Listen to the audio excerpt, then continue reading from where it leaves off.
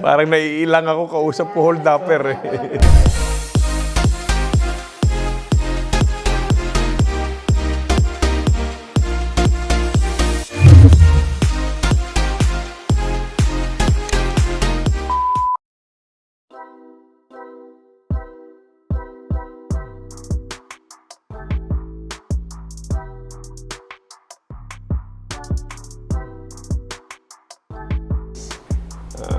It's a practically slow-paced kind of life because a lot of things are closed.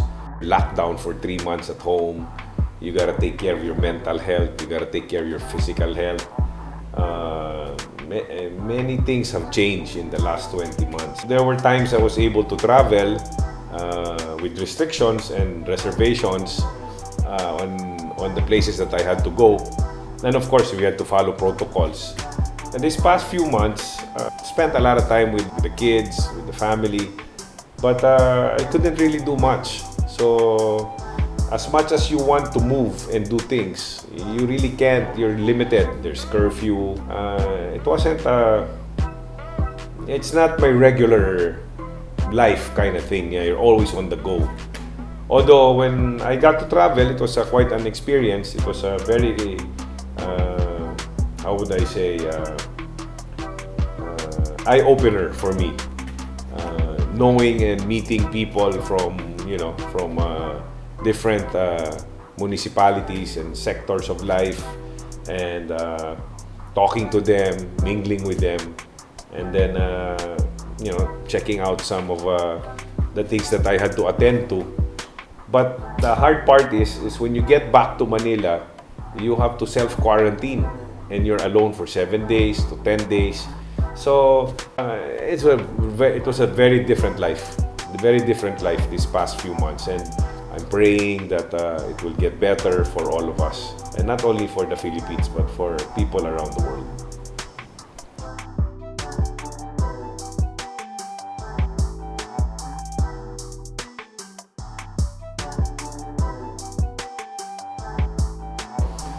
Wow, what built me?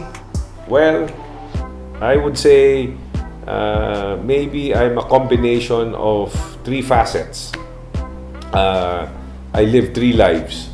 Life of a martial arts athlete, a combat sport athlete, fighting for his country, giving honor to his country, becoming a national coach and trainer. Then later on, I became a sports leader for many international competitions, bringing national teams around the world and helping them win. And then of course that was together when I was also doing action films. I did a lot of action films in Korea, in India, in Japan, Hong Kong kung fu flicks, left and right. I did a lot of Filipino movies, a lot of American B movies, martial arts, kickboxing movies, war movies. Anything where I could showcase my taekwondo skills. I was young, I could fly, I could spin, I was pretty agile. And of course, later on, public service came in, and it was a different field, a different world. So you might say I had 3 hats in my life, or 3 lives, which made me who I am today. And made Monsieur del Rosario who Monsieur del Rosario is today. All those experiences made me who I am today.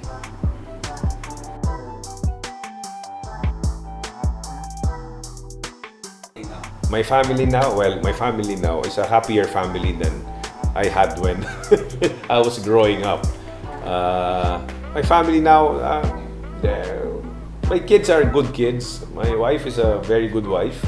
My kids have good grades in school, high grades. My son's a black belt in Taekwondo already. My daughter's a brown belt in Taekwondo. They both train in boxing also. They also train a little on Filipino martial arts.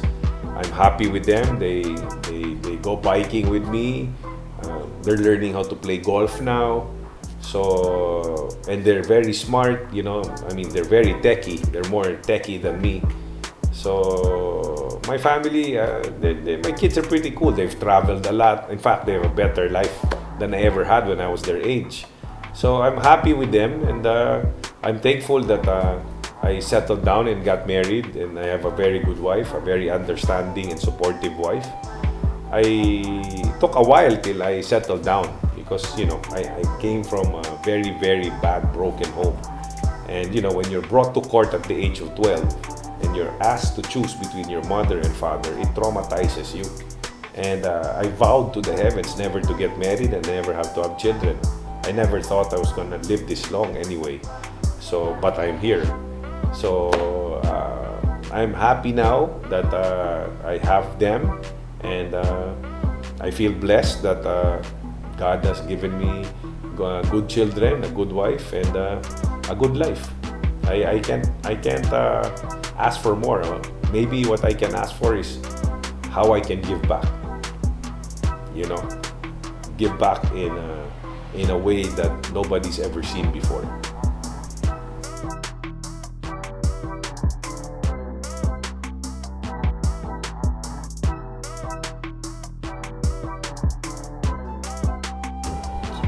Very supportive, probably my secret weapon in a lot of the things I do. Quite understanding, very very patient. She's not an easy guy to be with, pretty difficult, with all the things I've gone through in life, the ups and downs, the different lives I had. So yeah, and then of course cute and sexy.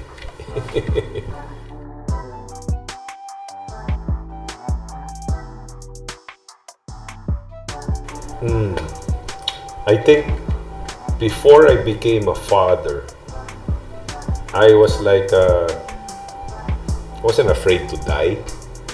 I was a gung-ho kind of guy, always on the attack or aggressive, very aggressive. Like a happy-go-lucky, never cared whether,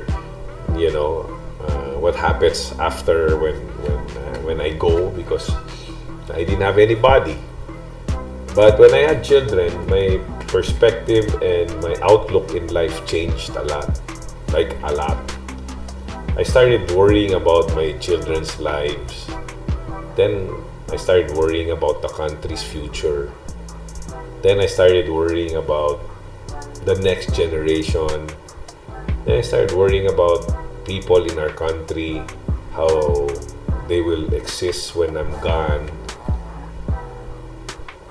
I started to get more serious with life, and I started to get more concerned about issues and things that were happening around the world and in our country and to the youth.